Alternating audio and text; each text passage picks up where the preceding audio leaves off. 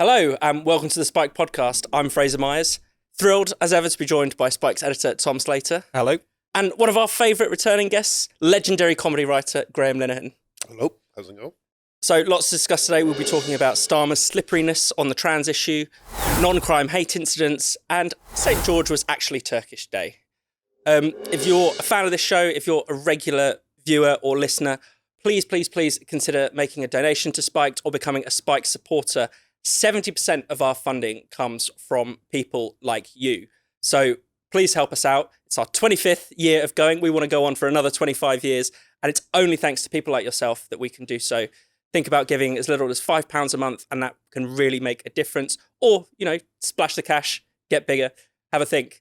But yeah, in any case, please consider digging deep for Spiked. You can find out more by going to spiked-online.com/donate.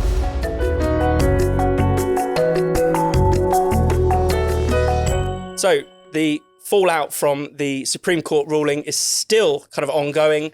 We've at least had Prime Minister Sir Keir Starmer say that he doesn't think that trans women are women, which, Graham, that is a bit of a U-turn, I think.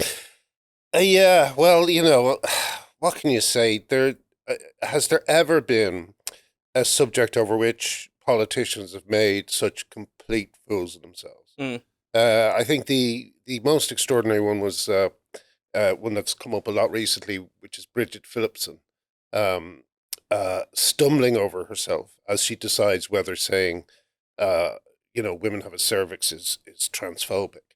And it was all for nothing. It was all basically to, as Kemi Badenoch rightly said, bend the knee to an American fad that is fast accelerating to its only inevitable, conclusion, which is, people standing up against an ideology that puts gay kids under a surgeon's knife, that tells women that they are just a thought in men's heads.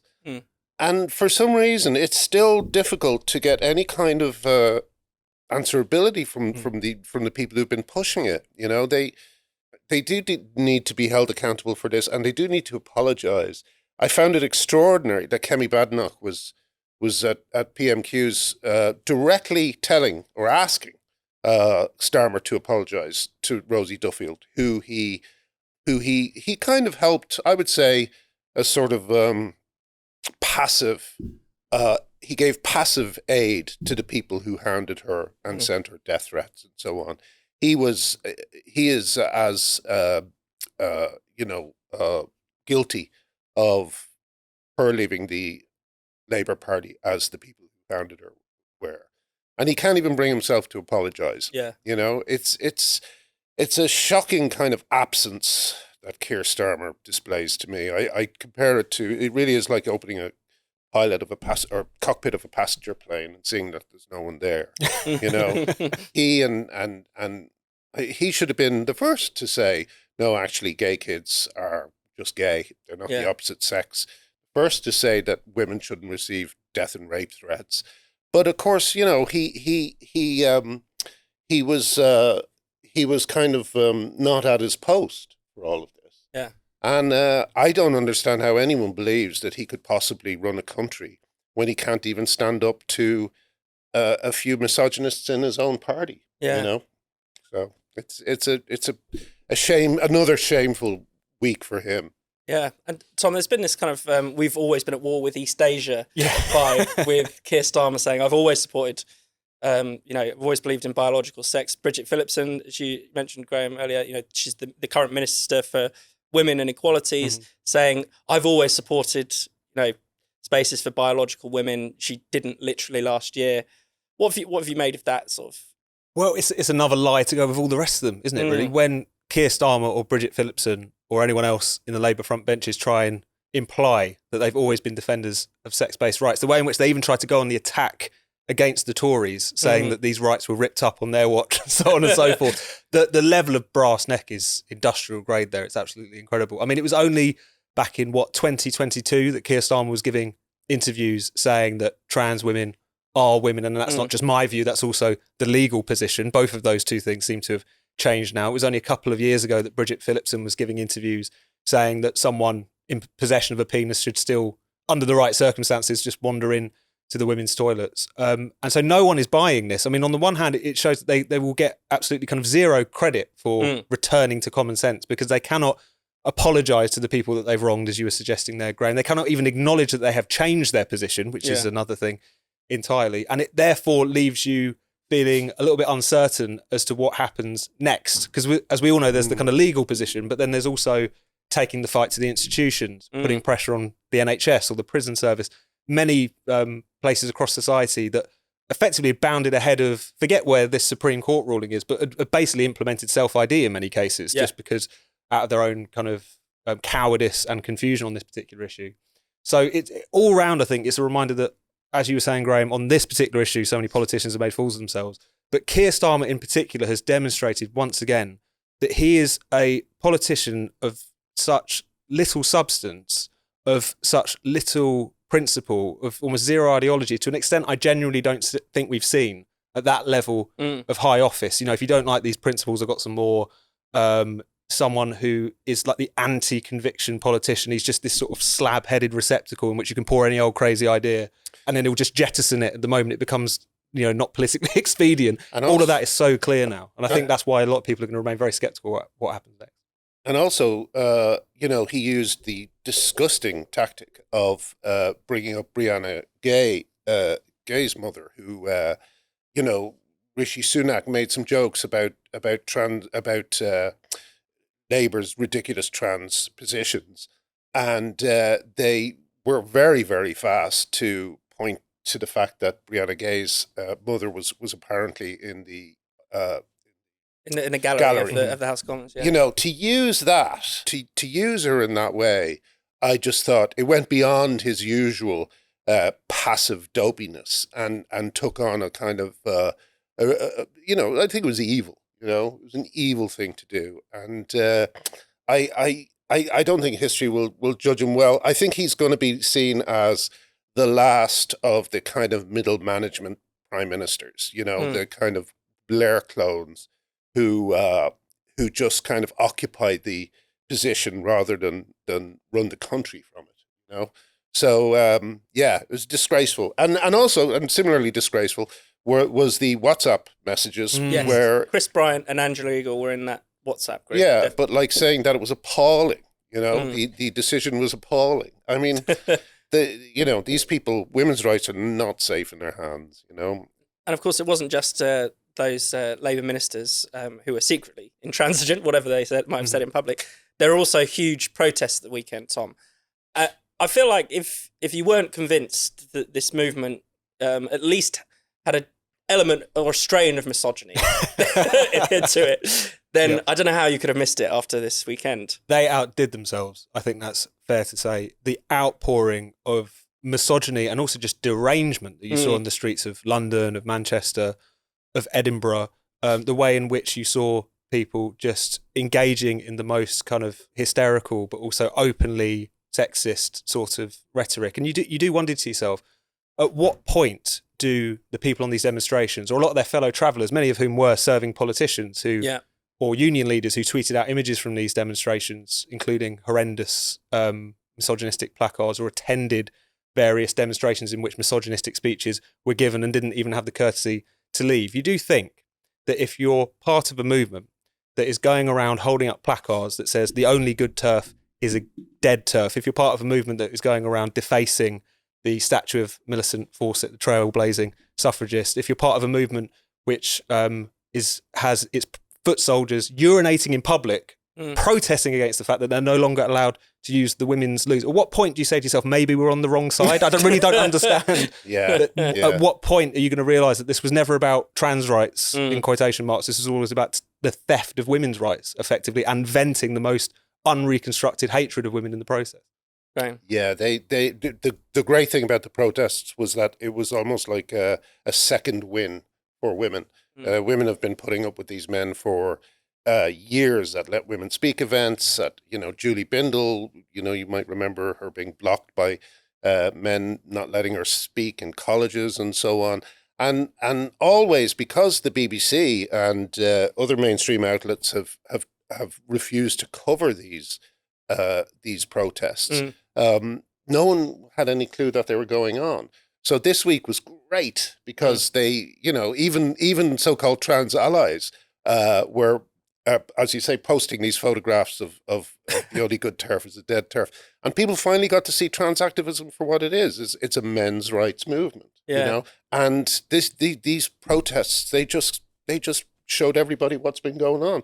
So please have some more, Every week I'd like to see a trans protest. I believe there's more coming up this weekend, which Great. I'm looking forward to. Great. And hopefully next time, I think was it Joe Grady from the University and Colleges Union? Her caption said, "We're standing up to hate," and she didn't even notice the picture of the hangman on the placard, threatening basically death on women. Also, we saw, J.K. Rowling, people calling for witch hunts against we need to start burning witches again. It was medieval almost. And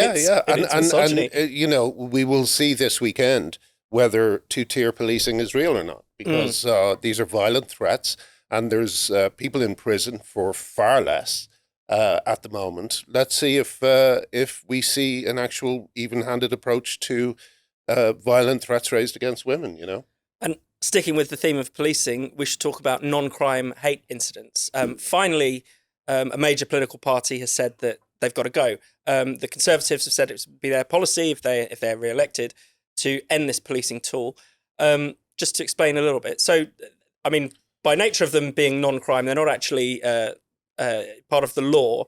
Essentially, the way it works is that you can have one logged against you if you do something or say something that any person, perhaps either a victim or any other third party, considers to be motivated by hate.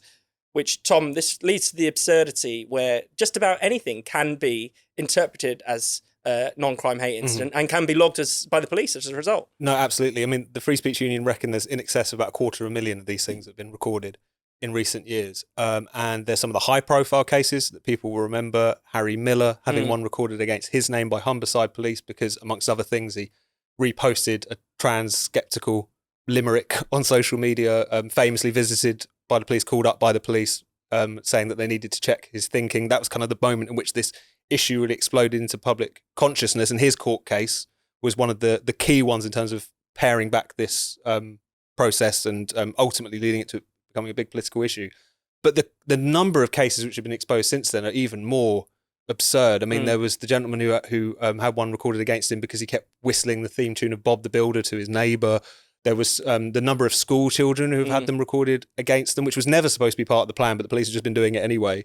For, calling each other names, effectively saying someone smells like fish, or calling someone a retard on the playground, or something like something that should really never have been a police issue was still there. Plus, you can say retard now as well. No, exactly. So they obviously haven't got the vibe shift within the constabulary across the place. But there was one of a gentleman who had one logged against his barber because he gave him an aggressive haircut. This is so absurd. It so obviously needed to be dealt with. It's nice to see one of the main parties saying categorically that it's time for these things to go.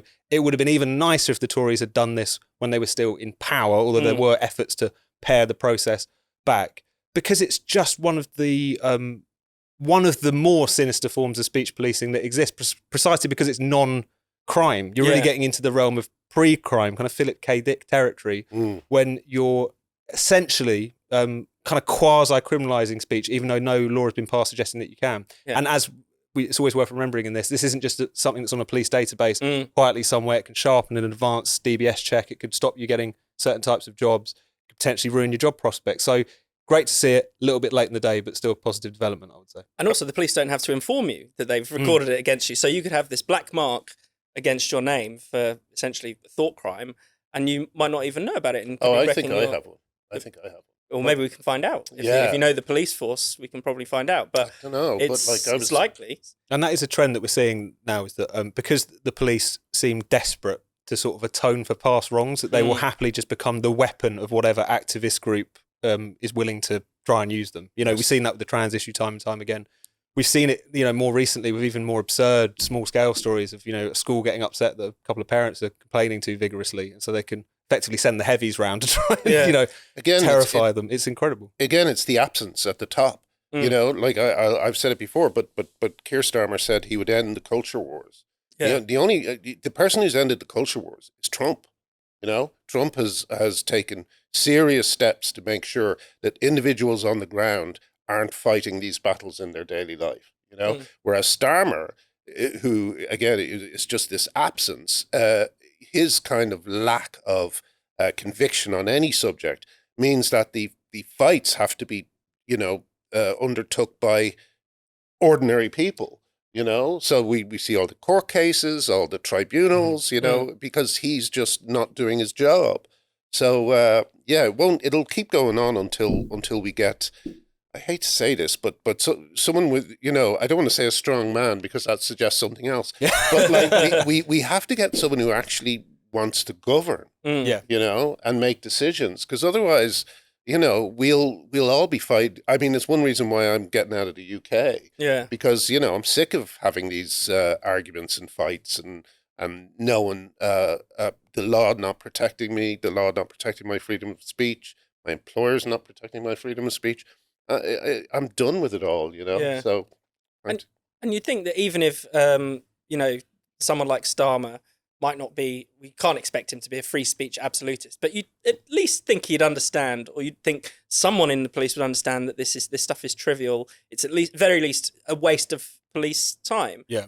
But it does actually, you mentioned two-tier policing earlier. It does reveal the sort of warped priorities of the police. I mean, there was one quite funny, amusing case where a man managed to get a non-crime hate incident recorded against his drug dealer because he thought the drug dealer had ripped him off because he was gay.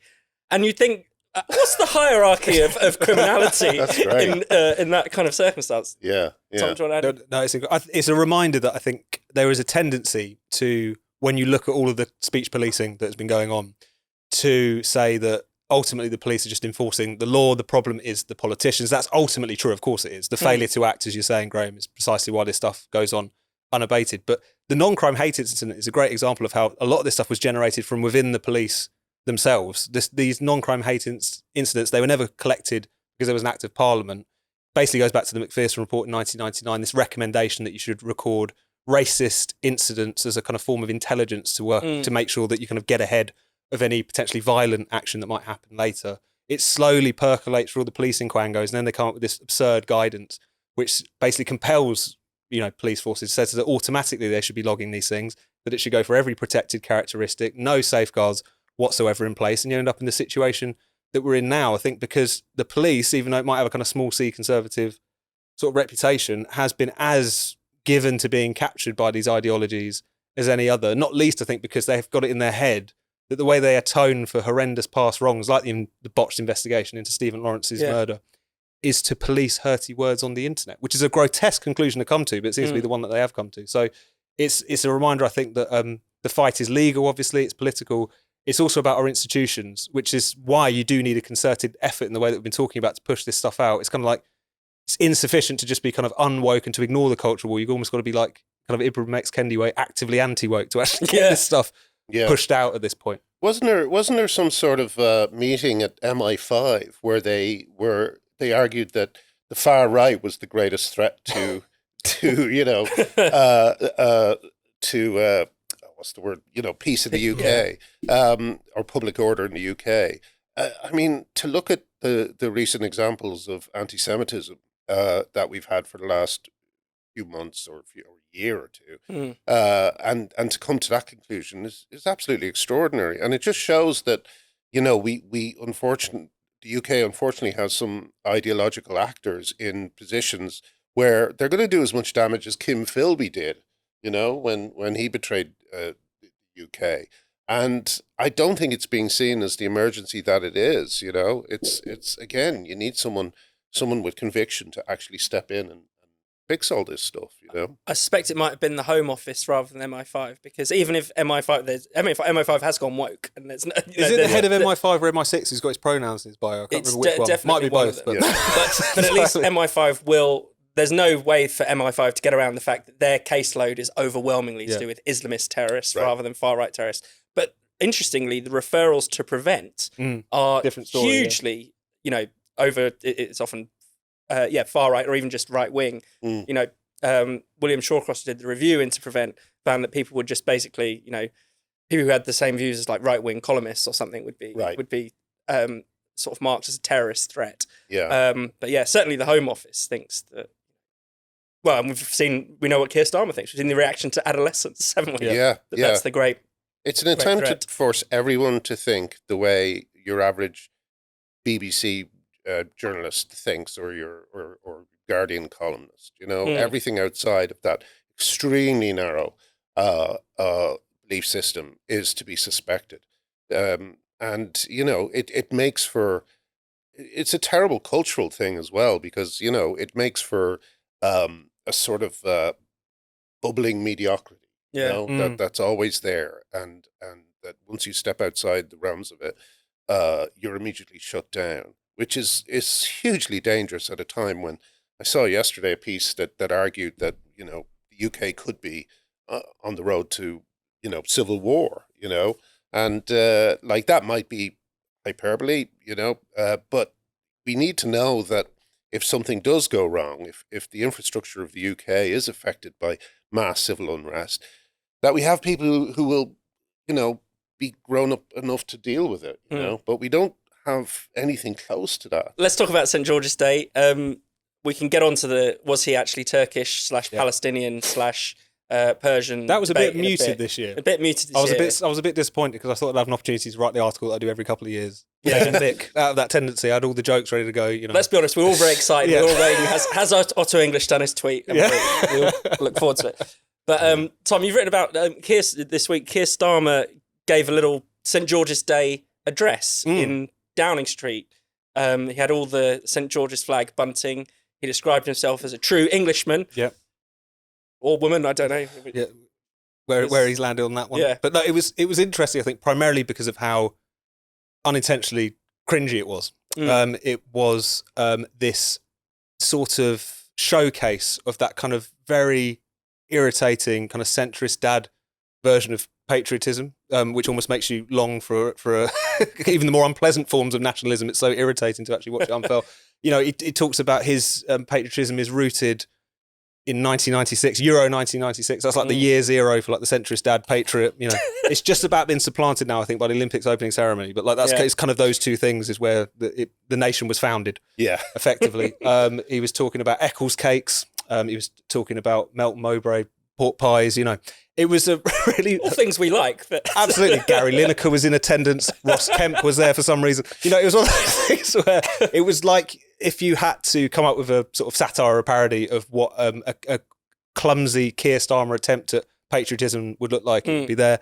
Quite interesting as well. He made a point in this address of talking about the far right naturally and the need to sort of reclaim the flag from the kind of racist scumbags we saw tearing around various towns in the wake of Southport last year, which I thought was interesting because I think that says something about the way in which centre-left technocrats, whenever they feel the need to talk about patriotism, it's often kind of in the negative. It's this kind of idea that they have to kind of hesitantly start waving the flag because otherwise the idiot plebs will be drawn to racism or something like that. Like they need Keir Starmer to show them that you can be a patriot and not a racist, even though the vast majority of people already know that and probably already roughly are that. Yeah. So a reminder of it, I think, of when particularly the Labour Party and particularly Keir Starmer talk about patriotism, it's this undertone of fear and loathing of the public that makes them feel they even have to start talking about it in the first place, even with quite risible results, as we saw. And they're really behind the public on this in terms of like the fact that you see surveys all the time that say more than 90% of people don't think that being English is a racial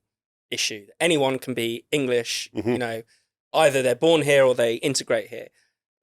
I don't know who they think they're trying to steal the flag from, if that makes sense. I mean, tiny minority of far-right lunatics. Yeah, why do they have such a big hold on the imagination? Didn't you talk about wresting the flag from those who would wave it? Yeah. Who else would have it? I don't know. I think I'm not the whole St George thing. I'm not really open. I'm not really and I think because I'm Irish, I'm not really. I don't think I can speak on it, but I do think that powerful countries that have this self-flagellating view of themselves, they're just heading for chaos, because there's nothing to defend. Yeah. What is England? What is England anymore? What are you defending when you defend it against far right bigots? explain what your vision of England is. Yeah. Because it's certainly not one where it's a melting pot. Because what we have at the moment, to quote the comedian Nate Bargatze, is a bunch of pots that want nothing to do with each other, you know, and have no intention of integrating into the society, you know. So again, what are you defending? What are you trying to say that the UK is? You know, I have no idea. It's a completely incoherent position they all have. A health service with a country attached, perhaps, might be the start, right? Yeah, exactly. The NHS, the England football team, Paddington. That's about as far as it goes. Paddington's values as well, not just the bear. No, absolutely. It's like what he stands for. Yeah. But it's interesting as well, because I think a lot of it, the kind of discomfort that the Labour Party in particular, but the sort of metropolitan in general, have with Englishness, with St George's Day, whatever. The fact that even when they're trying to kind of speak to it, they do it in a very kind of dad dancing kind of fashion. It's very embarrassing. Is broadly speaking also wrapped up with that kind of general kind of anti-mass sentiment. You know, the fact that the vast majority of the British are in England are English. It kind of fuses with their general prejudice against just the majority of their own country, who they do see as backward, as bigoted, people who are vote for Brexit, who are turning towards more centre-right parties, even against their supposed economic self-interest, people who they increasingly find quite strange and exotic and don't really understand their lives. All these things kind of get wrapped together. So I think they kind of come to see discussions around St George's Day or whatever, just as a conduit to a group of people that at best they've lost touch with and at worst they see with, broadly speaking, contempt. You know, it's not just a kind of cultural cringe that they experience where this issue is concerned. I think it's wrapped up with that sense of that the majority are wrong-uns, you know, which I think is part and parcel why that even kind of London-based journalists have been able to sort of indulge supposed Scottish nationalism because of the fact that it's almost like a kind of escape hatch from the horrendous English majority. You know, it's like a faux progressive way out of this terrible country that keeps electing the wrong governments or whatever. I think these things are so intimately bound up. It's not just the patriotism question; it's sort of the democracy question that they have as much discomfort with. Again, it's this kind of expansion of a tiny media elite to cover the whole country. You know, the beliefs of a tiny media elite who were sucking the oxygen from each other, you know, and don't represent the vast majority of people. The Supreme Court decision on trans was widely celebrated. The only people who didn't celebrate it are BBC journalists and Labour members. So it doesn't reflect. They don't reflect the UK. They think they are the UK, as you say, Paddington and all these things, but not J.K. Rowling. You know? So it's like I don't know. It's such a narrow. It really reminds me sometimes of the city in the Hunger Games.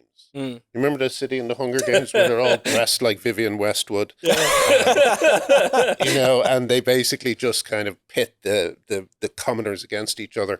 That's what these people remind me of, you know, a kind of elite who are so far removed from the people that they're ordering not to feel this way or that way, that they might as well be on another planet, you know? Thank you so much for watching the Spiked podcast. We'll be back at the same time next week. In the meantime, why not subscribe to Spike's YouTube channel and then click the bell so you're always alerted whenever there's some new content. Spiked is producing more videos than ever, from podcasts like this one to interviews to our series of polemics. You really, really don't want to miss out on it. Plus, to get your daily dose of Spiked, just go to spiked-online.com. That's our website at spiked-online.com.